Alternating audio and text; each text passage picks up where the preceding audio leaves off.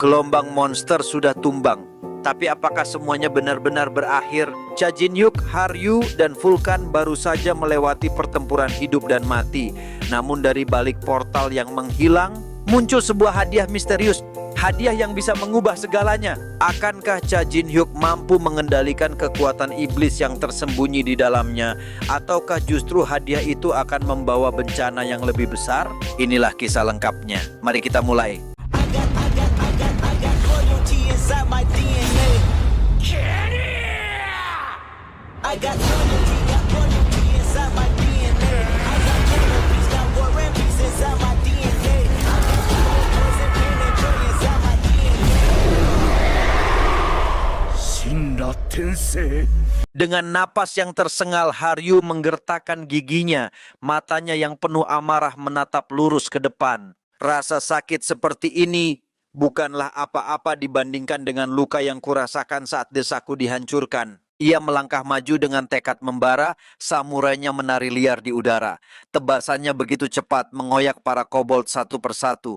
Namun, meski pedangnya masih bergerak, tubuhnya mulai menunjukkan tanda kelelahan. Nafasnya berat, gerakannya mulai melambat dan tatapannya sedikit goyah. Hingga tiba-tiba dari arah belakang terdengar suara tebasan cepat yang lebih kuat daripada miliknya. Haryu menoleh, matanya melebar kagum. Di sana berdiri Cha Jin-hyuk, sosok yang seharusnya hanyalah seorang climber lantai 1. Namun gerakannya, kekuatannya, auranya, semuanya jauh melampaui batas itu. Dalam hatinya, Haryu bergumam, "Aku harus mengikutinya. Aku harus mendaki menara ini bersamanya. Hanya dengan begitu aku bisa membalaskan dendam desaku." Namun, ketika tekad itu semakin menguat, seekor kobold tiba-tiba melompat ke arahnya. Cakar terhunus, siap mengakhiri nyawanya. Haryu tak sempat bereaksi. Dan di saat itu juga kobold itu terbelah sebelum sempat menyentuhnya. Haryu terkejut, menoleh cepat dan menemukan Vulkan. "Apakah kau baik-baik saja, Haryu?" tanya Vulkan. Haryu dengan tubuh bergetar menahan luka, menjawab dengan suara pelan, "Aku bisa melakukannya sendiri." Vulkan menatapnya sejenak, lalu dalam hati ia bergumam, anak ini, dia benar-benar bertekad. Sebenarnya apa yang telah dia lalui hingga menjadi seperti ini? Dengan suara parau, Haryu bertanya, "Kenapa kau menolongku?" Vulkan tidak langsung menjawab. Tatapan Haryu kosong, lalu ia melanjutkan, "Saat aku kabur dari lantai 100, tak ada yang mau menolongku. Aku hanya beruntung, karena tak ada yang ingin menyakitiku saat itu. Katakan, Vulkan, apa kau menolongku karena menginginkan sesuatu?" Baru kali ini Vulkan membuka suara. Dengan nada datar ia menjawab, "Spirit Soldier harus mematuhi perintah Spirit Masternya. Dan itulah yang kulakukan." Ia kemudian menambahkan, "Aku berada di bawah perintah Cha Jin-hyuk, dan dia memintaku untuk memastikan kau tetap hidup." Selesai berkata begitu, Vulkan berbalik, melangkah pergi. "Aku harus kembali. Kalau aku tidak cukup membantunya, Cha Jin-hyuk pasti akan cerewet." Haryu hanya berdiri, tubuhnya gemetar hebat, tangannya masih menggenggam pedang. Dalam hati ia bergumam, di dalam menara ini, hanya Cha Jin-hyuk yang mau menolongku. Sembari membuka portal kecil Haryu dengan suara dalam penuh tekad, ia berkata, "Kebaikan yang kamu berikan padaku pasti akan kubalas." Dan terlihat Haryu yang mengeluarkan sebuah topeng Dokkaebi. Begitu topeng itu menempel di wajahnya, seketika aura pekat yang mencekam meledak dari tubuhnya. Vulkan yang tengah berjalan sontak menoleh dengan raut kaget. Cha Jin-hyuk yang awalnya fokus terpaksa mengalihkan pandangannya. Bahkan para kobold pun terpaku ketakutan, tubuh mereka gemetar, keringat dingin bercucuran di wajah buas mereka. Haryu menghilang dari pandangan, hanya meninggalkan kilatan cahaya. Dalam sekejap, ia muncul di belakang seekor kobold. Pedangnya menari, menebasnya hingga terbelah dua. Tidak berhenti di situ. Ia kembali langsung mencari kobold yang masih hidup di sekitarnya, lalu kembali membantai para kobold itu. Cha Jin-hyuk hanya menatap, matanya menyipit. Dalam hatinya ia bergumam, "Benar dugaanku. Orang yang menyerang desa Dokkaebi pasti mengincar Haryu dan pedang itu. Aku harus merahasiakan hal ini. Jika tidak, Haryu akan terbebani dengan rasa bersalah karena desanya hancur karenanya." Waktu terus berjalan, dentuman pertempuran masih menggema. Dalam hitungan menit, ratusan kobold telah tumbang. Terlihat Vulkan, Cha Jin-hyuk, dan juga Haryu yang masih semangat untuk mengalahkan para kobold. Portal wave yang semula bergetar, perlahan mengecil. Dari dalamnya muncul seekor kobold terakhir yang keluar dari sana. Cha Jin-hyuk melangkah maju dengan tatapan tajam. "Ini yang terakhir," katanya pelan. Dengan satu gerakan, ia melemparkan pedangnya. Pedang itu melesat menembus tubuh kobold tepat di jantungnya. Monster itu terhuyung lalu jatuh tak bernyawa. Portal bergetar sekali lagi lalu menghilang, lenyap dari pandangan. Di udara muncul panel. Wave clear. Selamat, Anda berhasil menghentikan wave. Tentu saja, ucap Cha Jin-hyuk sambil menyeringai puas menatap panel itu. Vulkan mendengus menatapnya dengan tatapan tajam. Dasar monster. Bahkan bagi climber, caramu bertarung terlalu gila. Di sisi lain, Haryu yang sudah melepas topeng Dokaebi terlihat goyah. Tubuhnya bergetar, wajahnya memerah, napasnya tersengal-sengal.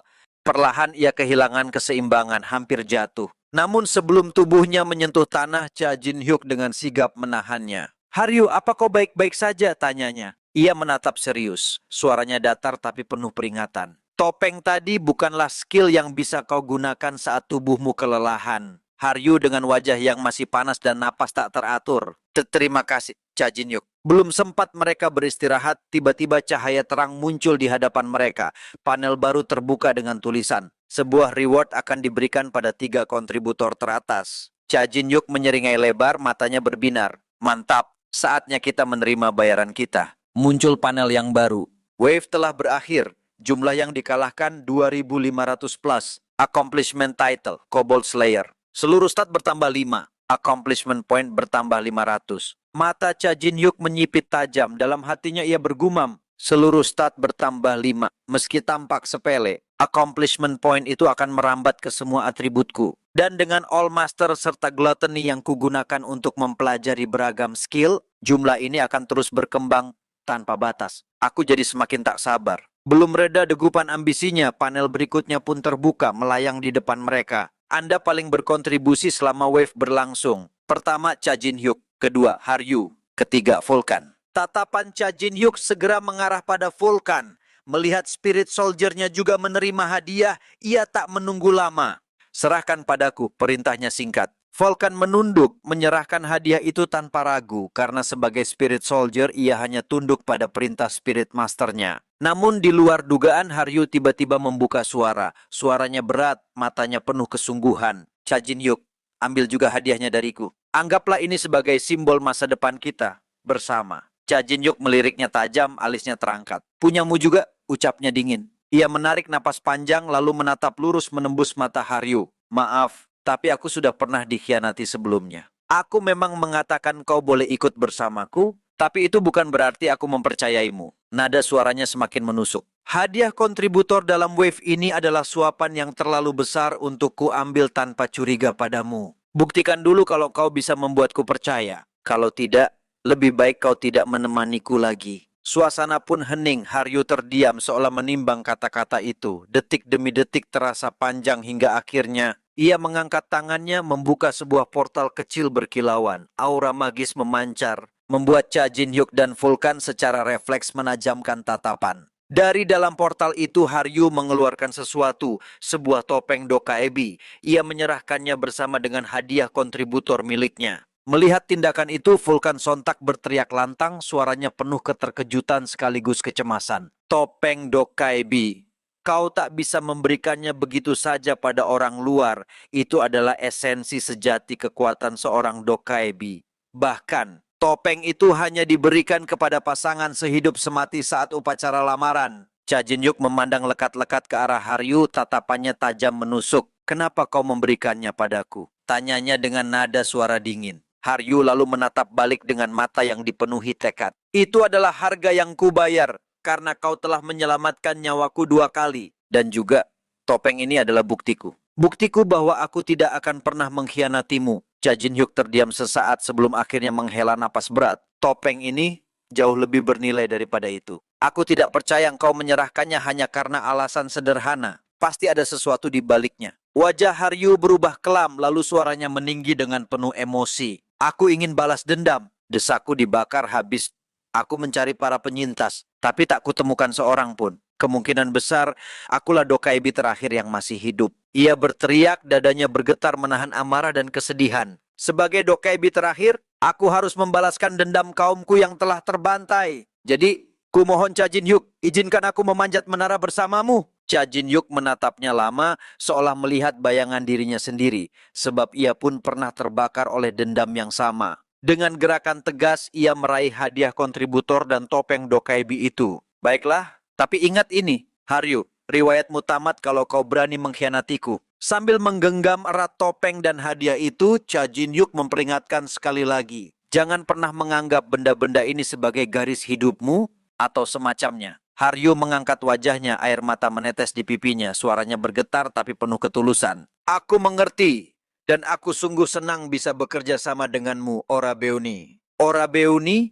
Cha Jin-hyuk sontak terkejut, matanya melebar mendengar panggilan yang tak ia duga. Namun tanpa memberi celah untuk suasana larut, Cha Jin-hyuk segera mengalihkan fokusnya. Ia mengaktifkan kotak hadiah kontributor. Panel kembali muncul di hadapannya. Hadiah pertama, cincin mana? Menambahkan stat mana sebesar 5 dan mengurangi penggunaan mana sebesar 10%. Hadiah kedua, sebuah anting mana. Menambahkan stat mana sebesar 5 dan mengurangi penggunaan mana sebanyak 15%. Hadiah ketiga, sebuah kalung mana. Menambahkan stat mana sebesar 5 dan mengurangi penggunaan mana sebanyak 20%. Vulkan menatap item itu dengan mata berbinar. Item ini sangat bagus. Haryu yang masih terengah menoleh bingung. Bagus? Tapi bukankah semua hanya menambah stat mana? Tidak ada yang lain. Vulkan lalu menjelaskan. Kau keliru. Item ini bagaikan harta karun bagi seorang necromancer. Mana bukan hanya bahan bakar, tapi juga pondasi untuk mempertahankan pasukan. Dengan cincin, anting, dan kalung ini, kualitas dan kuantitas pemanggilanmu bisa meningkat hampir 45%. Namun tiba-tiba Cha Jin-hyuk mendongak ke arah langit kosong di atas mereka, lalu bersuara tajam. Hei! Mau sampai kapan kau terus diam begitu? Vulkan dan Haryu saling melirik kebingungan hingga Cha Jin-hyuk melanjutkan. Apa kau pikir aku sudah melupakan janjimu untuk memberiku hadiah? Bun? Kemudian Bun menyarankan Cha Jin-hyuk agar pergi ke tempat lain. Adegan pun bergeser. Mereka kini berada di dalam sebuah bar. Vulkan mengedarkan pandangannya ke sekitar, ekspresinya heran. Kenapa kota ini kosong sekali? Cha Jin-hyuk dengan tenang menjawab. Kemungkinan besar mereka semua sudah dievakuasi ke lantai 2 atau hutan setelah wave tadi. Ketegangan masih terasa hingga Cha Jin-hyuk kembali menatap Bun dengan tajam. Sekarang, berhentilah berputar-putar. Berikan hadiahnya. Dalam sekejap terdengar ledakan kecil di atas meja. Cahaya hitam kemerahan berkobar singkat, meninggalkan sebuah cincin berdesain rumit. Cha Jin-hyuk meraihnya, matanya membesar. Hari ini aku benar-benar sedang hoki, gumamnya. Namun ekspresinya segera berubah drastis. Tatapannya menjadi berat, wajahnya mengeras. Vulkan dan Haryu saling menoleh penasaran. Ada apa? Tanya Haryu. Cha Jin-hyuk mengangkat cincin itu, sinar pekatnya menari di antara jari-jarinya. Cincin ini mengandung demonic energy. Ucapan itu membuat Vulkan spontan berdiri, wajahnya pucat. Kau tidak bercanda, kan? Lalu dijelaskan. Itu adalah energi yang menopang kehidupan para demon, kekuatan yang dianggap sebagai sumber mana tingkat tertinggi. Biasanya, untuk mendapatkannya, seseorang harus menjadi budak demon, merangkak di bawah kaki mereka, hanya agar bisa mencicipi setetes saja. Dan sekarang, kau menggenggam sebuah cincin yang menyimpannya begitu saja. Panel kembali bergetar di depan mata Cha Jin-hyuk. Stat baru terbuka, demonic energy sebesar 10. Belum hilang rasa kaget itu, panel lain muncul. Death Observing Demon menawari Anda jabat tangan. Cha Jin-hyuk melirik Bun, senyum tipis tersungging di wajahnya. Untuk item sekelas ini, ia bisa melupakan semua lelucon dan gangguan sebelumnya. Vulkan menghela napas berat. Sekarang, kau sudah benar-benar siap untuk memanjat menara. Namun ketenangan itu tidak bertahan lama. Api hitam meledak dari kegelapan membentuk wujud Baal yang matanya membara penuh cemburu. Kenapa hanya dia? Kenapa hanya dia yang kau beri jabat tangan?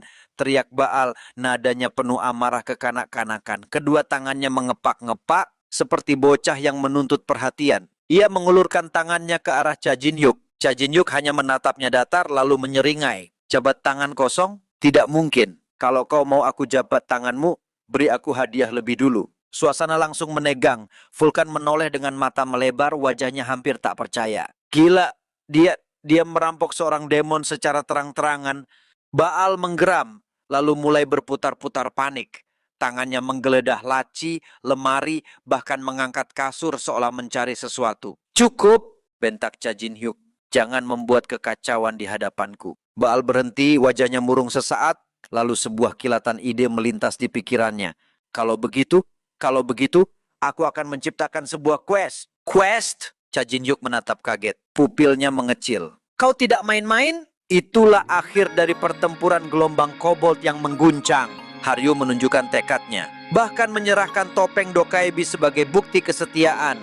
Sementara Cha Jin-hyuk justru menerima hadiah yang penuh misteri, demonic energy. Tapi ini baru permulaan. Di balik hadiah itu sudah menunggu ujian yang jauh lebih berbahaya.